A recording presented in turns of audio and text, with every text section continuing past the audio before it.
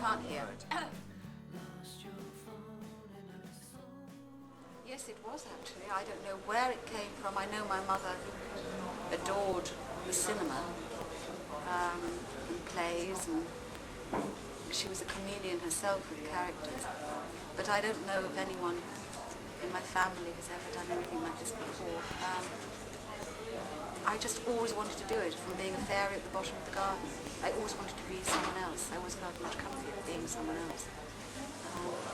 And my father said I could go to drama school, I could try for drama school if I would stay on at school one more year in the lower six, and I did, and then I went to drama school. I stayed 2 years out of a 3-year course, and I then went as a student actually to Liverpool Playhouse. I should never have gone as a student, because when you went to drama school you should only start as acting or exam. And I went as a student because I literally wanted my equity card. I wanted to get in. And I started on £1 a week. I was paid £1 a week, which went up to £4, then it went up to £8.50, and I really thought I was living there. But I had the most wonderful apprenticeship under David Scapes. Amazing. And then the director who was assistant director, Tony Colgate, at Liverpool, had his own directorship at Manchester Library Theatre. Tony died very young, many years ago, and I think if he had not very well, his name was absolutely brilliant. And I don't use that word lightly. And I went with him as a member of the company to Manchester Library and stayed for 3 years there and loved it.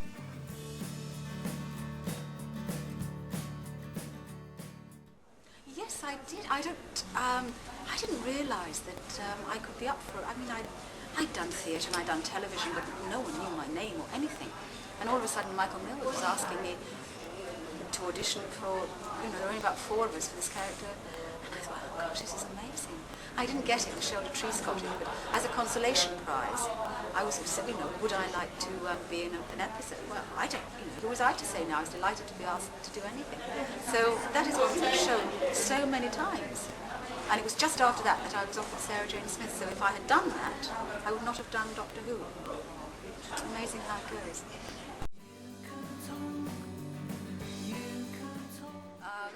I was working on an advert at the time, and I got home very late at night to a message left beside the telephone to go see Barry Letts the next day. And I knew Barry Letts was the producer of Doctor Who, and obviously I thought it was for a part in Doctor Who. But they don't advertise they need a new girl, because otherwise the world and his wife would be on the step. So I saw Barry, I did an interview, I read some of the script of the story, and he seemed very pleased and very excited. So he said, yes, we will come and meet Jon Pertwee now at rehearsal. And I thought, well, this is a little more than one usually does. They're very thorough, so yes, I would be delighted. So I went along to the Acton Hilton, as the rehearsal was called, and I did the scene again with another actor, Stephen Thorne. Oh, yes. And I just met him again doing the radio, playing Baddie in it. It's amazing how your life, how it just threads through. You've never actually left it. If anyone had told me this 10 years ago, I would have believed it. So I did the scene with Stephen, and Barry said, yes, John's on his way down. He'd be delighted to see you. And as the story, well, I remember John walking in. John is he's a very tall gentleman. He has a shock of white hair. And when you see him for the first time, it's quite, you do take note. I seem to remember he had a girl on either arm, although he totally disputes this. And he came in, his shock of white hair, his denim jacket was absolutely covered in badges. Absolutely covered. Gosh, I can't live up to this, really. John said hello, was very polite, and as the story goes, Barry Letts walked round to the back of me and went like that behind my back to Jon Pertwee, meaning, yes, I think she's all right, she's done a very good audition, if you think she's all right, fine, because what you have to remember in Doctor Who, you must have a certain build of girl to be the companion. John's doctor is the protective doctor with the cloak around the chick, protective, but you can't do that to someone who's the same size. You just have to, when you run, you have to be a certain build to work. So John must have liked what he saw, because he came round evidently to the back of me as Barry went round to the front, and evidently he did that behind my head to Barry, and then came and said, I hope to see you again, and he went off, and Barry there and then offered me the job. And I couldn't, he said, we were looking for a new companion, she's going to be called Sarah Jane Smith, and we'd very much like you to do it. I said, oh, I would love to. So I immediately went away, and I spoke to my agent, and I told him, and there was this pause, he said, you didn't accept, did you? I said, yes, I did. Oh, God, he said, you should have let me talk money first. And it was one of the best decisions I ever made.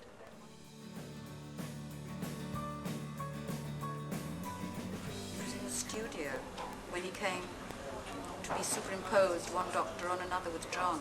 My character as Sarah had to be very tearful of one doctor, so much as of dying. And there was all laid on that John was leaving, and it wasn't the time to go up to, Tom had his head full of how he was just going to be as the doctor then and do his bit, and they could do it very easily with computers now, but then you had to line the face with the face and it had to fit, and their faces actually are quite dissimilar when you line them up. It wasn't the point to go and say, oh Tom, it would be so nice to be working with you, because how did I know that? And there was all this and I was being very upset. I had to retain that because as he regenerated, I had to have feelings about the doctor living again. So I had to stay within the character and still let Tom in some way know it was really nice that he was there. It was very difficult. No, well, yes, of course it's very difficult. We all feel that you're coming into a program that is very popular, and the person leaving is terribly popular, and your anxiety levels are rising because it all depends, especially on the doctor, not so much on the companion, but I felt it. And yes, of course I could feel Tom. I was sad at John leaving. I knew from the moment I started practically John was going to leave, because he decided before I came in that he would just do one more year. And I'd had a good working relationship with John, and I so wanted that to continue with Tom, and my expectations went higher than I could ever imagine. I had a ball with Tom. He is so giving, he's so good, he involves everyone, he's so funny. It gelled very soon. I think we're quite aware of each other to begin with, because you have to find a meeting point that is not just for one episode, that is true, that will, be there and support each other for the whole of the time we're going to be together. It's not like working together on one episode, and you have to almost have a false camaraderie, because you do have to get on, because you have to work with each other. I'm glad we took our time, but it came so quickly. And Tom, Hattie and Marta knew to start with. So in Robot, they were much more together than I was, because I was still filming with John, and I was going down at night in a limo to then film with Tom the next day and back to the studio. So I was a little bit tired on that one, but by the time we came to do Dartmoor, we'd found a format that would fly, and you could feel it. It was wonderful.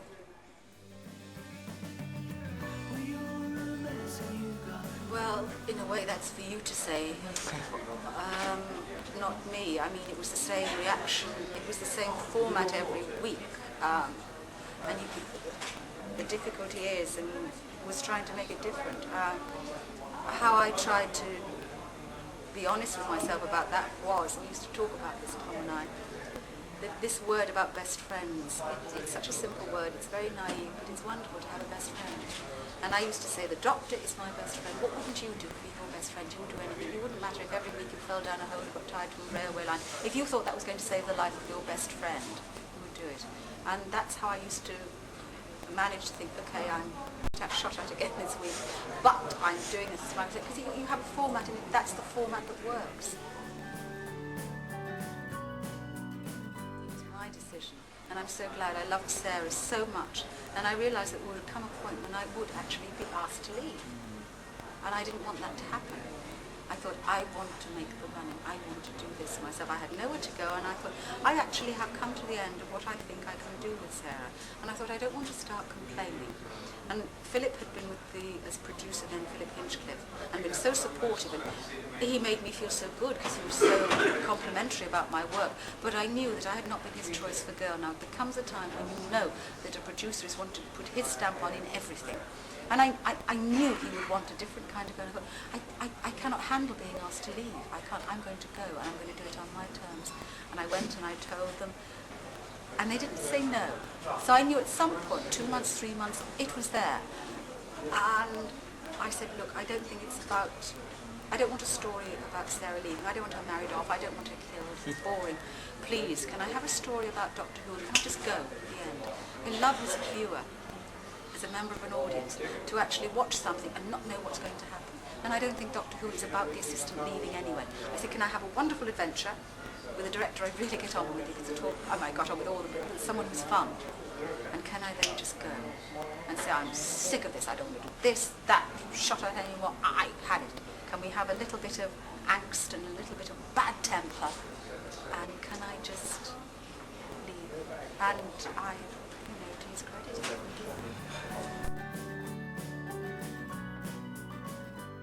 Yes, I was, because the last scene, I think they thought, we often recorded out of order for practicalities, but I seem to remember there's no practicality for this one. We did record our very last goodbye scene on the second episode, not the fourth. Whether they thought we couldn't handle it and it'd get too snippy morbid or whatever, or that would be superposed. But the scene that we were given, we said, would you mind if we actually rejigged it a little and put our feelings in and we used it? And for goodness sake, they let us. A lot of that was our words, and I loved it. But in the playing of it, I think I overdid it because I have seen it. And less is best. And it's a very difficult thing to judge, really.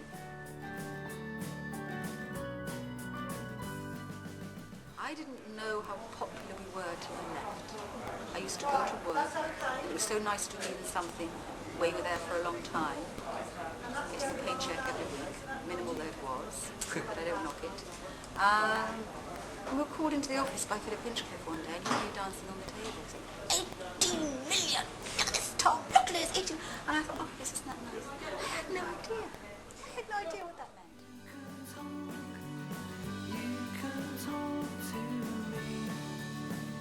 Yes, so that naturally fitted out. Excuse the pun. I'm going to have to go for my